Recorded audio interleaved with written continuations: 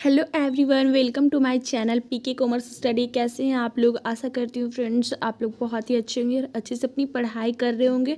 तो आज के इस वीडियो में बिजनेस लॉ का एक वेरी इंपॉर्टेंट क्वेश्चन लेकर आई हूँ, जो कि आप लोग के एग्जाम के पॉइंट ऑफ व्यू से वेरी इंपॉर्टेंट क्वेश्चन है।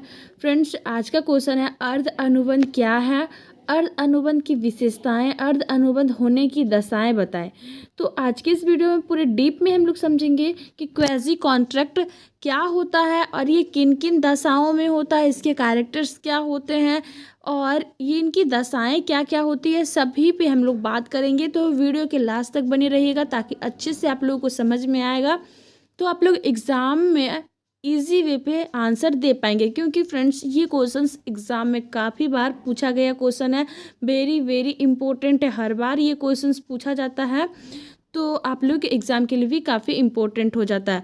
और फ्रेंड्स, अगर आप पहली बार हमारे इस चैनल पर विजिट किए तो सबसे पहले आप हमारे इस चैनल को लाइक करें, सब्सक्राइब करें और बेल बटन पर क्लिक करके ऑल पर क्लिक जरूर कर लीजिएगा, ताकि जब भी मैं वीडियो अपलोड करूंगी तो इसका नोटिफिकेशन सबसे पहले आप लोगों को मिल जाएगा। तो चलिए सबसे पहले हम लोग समझते हैं कि क्वेजी अनुबंध क्या होता है, यानी कि अर्ध अनुबंध क्या होता है। तो फ्रेंड्स, मैं बता दूं कि अर्ध अनुबंध को हम लोग इंग्लिश में क्वेजी कॉन्ट्रैक्ट कहते हैं।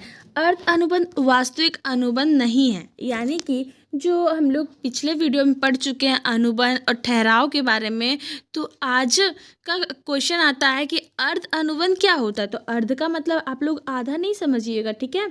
अर्ध का मतलब ऐसा अनुबंध होता है जो कि ये वास्तविक में अनुबंध नहीं है, बल्कि ये कानून के द्वारा थोपा गया अनुबंध होता है। यानी कि ये आप लोगों को कानून के द्वारा कानूनी तरीके से जनता के ऊपर ये कॉन्ट्रैक्ट डाला जाता है, दायित्व डाला जाता है, ताकि वो रिस्पॉन्सिबिलिटी से अपने कार्यों को अच्छे से एक्सेप्ट करे और उसे करे। तो ये एक कोई रियल या वास्तविक अनुबंध नहीं होता है व्यक्तियों के बीच में, ये कानून के द्वारा थोपा जाता है।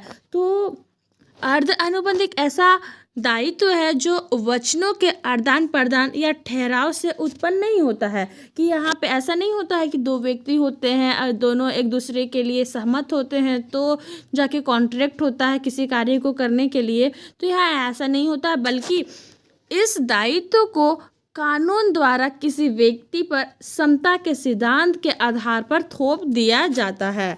तो यहाँ पे कानूनी तरीके से किसी पे जो दायित्व तो सौंपा जाता है, थोपा जाता है, उसे इक्वेजी कॉन्ट्रैक्ट कहा जाता है, यानी कि अर्ध अनुबंध कहा जाता है। आगे अब हम लोग समझेंगे कि अर्ध अनुबंध की लक्षण या विशेषताएं क्या है, यानी कि इसकी कैरेक्टरिस्टिक्स क्या होती है। तो फर्स्ट में आ जाता है, अर्ध अनुबंध कोई वास्तविक अनुबंध नहीं है, बल्कि एक कानून के द्वारा किसी व्यक्ति पर थोपा गया दायित्व है। तो आप लोग ये सभी पॉइंट अच्छे से याद करते जाइएगा फ्रेंड्स, क्योंकि देखिए अर्ध अनुबंध जो है ये दो लोगों के बीच में नहीं अनुबंध हो रहा है, ये कानून के द्वारा किसी व्यक्ति पे दायित्व को सौंपा जाना, थोपा जाना, तो उसे ही अर्ध अनुबंध कहा जाता है। ये पहला हुआ आप लोगों का। और सेकेंड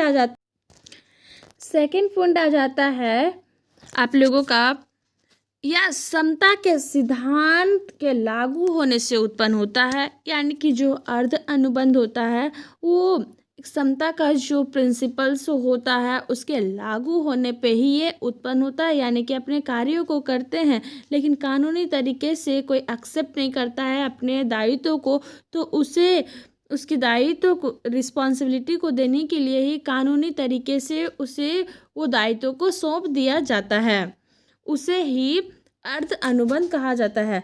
जैसे ये आगे आता है आप लोगों का, यह व्यक्ति लक्षी अधिकार प्रदान करता है, लोक लक्ष्य अधिकार नहीं देता है। यानी कि यहाँ यह बताया गया है कि व्यक्ति के लक्ष्य के अधिकार प्रदान किए जाते हैं, ना कि यहाँ पे लोगों के, यानी कि लोग यहाँ पे नहीं होते हैं, यहाँ पे व्यक्तियों का जिस तरह से काम होता है उसी के अकॉर्डिंग से उसके अधिकार को प्रदान किए जाते हैं। जैसे कि अगर एग्जाम्पल के तौर पे आप ले सकते हैं कि दो हस्बैंड वाइफ है, वो दोनों के बीच में डिवोर्स का केस चल रहा है, तो ऐसा होता है कभी कभी कि हस्बैंड अपनी वाइफ को डिवोर्स देना चाहता है और वाइफ डिवोर्स नहीं लेना चाहती है। तो यहाँ पे दोनों की सहमति को देखते हुए ही कानूनी तरीके से उस पर डिवोर्स ना होकर साथ में रहने के लिए उसके दायित्व को प्रदान किया जाता है। तो यहाँ ये भी एग्जाम्पल सूटेबल हो सकता है। अर्ध अनुबंध में कानूनी तरीके से दोनों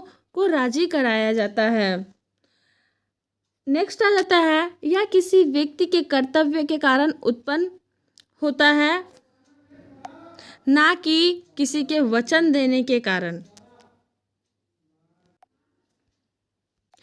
नेक्स्ट आ जाता है, इसका सृजन, प्रस्ताव एवं स्वीकृति या ठहराव नहीं होता है, बल्कि इसका सृजन कानून के द्वारा किया जाता है। यानी कि ये जो इसका शुरुआत होता है, उत्पत्ति होता है ये अनुबंध का, ये प्रस्ताव या फिर कोई स्वीकृति या कोई ठहराव नहीं होता है, ये कानून के द्वारा तैयार किया जाता है।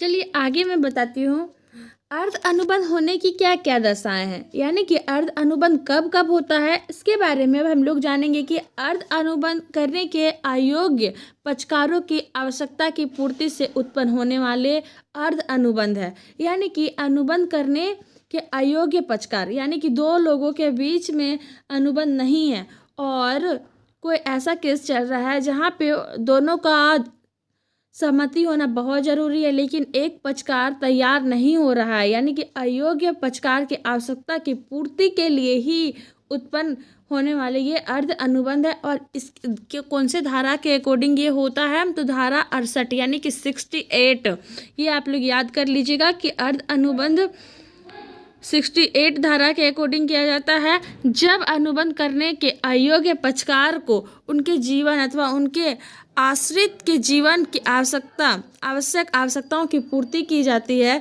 तो ऐसी वस्तुओं की पूर्ति करने वाला व्यक्ति ऐसे अयोग्य व्यक्ति की संपत्ति नहीं, यदि कोई है तो उसमें से धनराशि प्राप्त करने का अधिकारी है। नेक्स्ट आता है, सेकेंड पॉइंट आता है अन्य पक्षकार की ओर से दे धन का भुगतान। यानी कि अन्य पक्षकार की ओर से धन का भुगतान कर दिया जाता है और एक पक्षकार जो होता है वो नहीं कर पाता है, तो ऐसे में भी अर्ध अनुबंध हो जाती है। जैसे ये कौन से धारा के अकॉर्डिंग आता है, तो ये 69 के अंतर्गत आता है। जब कोई व्यक्ति अपने हितों की रक्षा करने के लिए अन्य किसी पक्षकार द्वारा वैधानिक रूप से दे धन का भुगतान करता है, तो भुगतान करने वाला पक्षकार उस व्यक्ति से वह भुगतान की गई राशि प्राप्त कर सकता है जिस पर इसे भुगतान करने का दायित्व था। नेक्स्ट आता है निःशुल्क ना होने वाले कार्यों से लाभ पाने का दायित्व। यानी कि जो निःशुल्क नहीं हो रहा है तो वैसे कार्यों के लिए लाभ पाने का दायित्व ये धारा 70 के अकॉर्डिंग आता है। और आगे आ जाता है, जब कोई व्यक्ति किसी दूसरे व्यक्ति के लिए कोई वैधानिक कार्य करता है अथवा उसको वस्तु प्रदान करता है जो निःशुल्क भावना से नहीं करता है और वह दूसरा व्यक्ति उस कार्य अथवा वस्तु से निःशुल्क लाभ उठा लेता है, तो ऐसा दूसरा व्यक्ति उस पहले वाले व्यक्ति की क्षतिपूर्ति करने अथवा उस वस्तु को लौटाने के लिए बाध्य होता है। नेक्स्ट पॉइंट आता है खोई हुई वस्तु को प्राप्त करने वाले का दायित्व। यानी कि कभी कभी ऐसा भी अनुबंध होता है जब किसी व्यक्ति का कोई वस्तु खो जाता है तो उस समय भी कानूनी तरीके से अनुबंध किया जाता है। ये धारा 71 के अंतर्गत आता है। जब कोई व्यक्ति किसी अन्य व्यक्ति की खोई हुई वस्तु प्राप्त करता है और वह अपने अधिकार में ले लेता है, तो उसका उत्तरदायित्व निक्षेप ग्रहीता को समान होता है। यानी कि कभी कभी ऐसा होता है कि किसी व्यक्ति का वस्तु कोई व्यक्ति पाल लेता है, खोया हुआ वस्तु, तो वो अपने अधिकार में कर लेता है और वो देना नहीं चाहता, तो ऐसे में भी कानूनी तरीके से उस पर दायित्व देकर उसे हम अपना सामान ले सकते हैं। नेक्स्ट आता है कि गलती या उत्पीड़न के अधीन धन या वस्तु देना। यानी कि गलती या किसी दबाव से के अधीन धन या वस्तु दिया जाता है। तो धारा 72, जब किसी व्यक्ति को गलती अथवा उत्पीड़न के अधीन कोई धन दिया जाता है अथवा कोई वस्तु प्रदान की गई है तो ऐसी वस्तु देने वाला व्यक्ति उन वस्तुओं को प्राप्त कर सकेगा। अन्य शब्दों में गलती अथवा उत्पीड़न के अधीन वस्तु प्राप्त करने वाले को ही वस्तु लौटानी पड़ती है।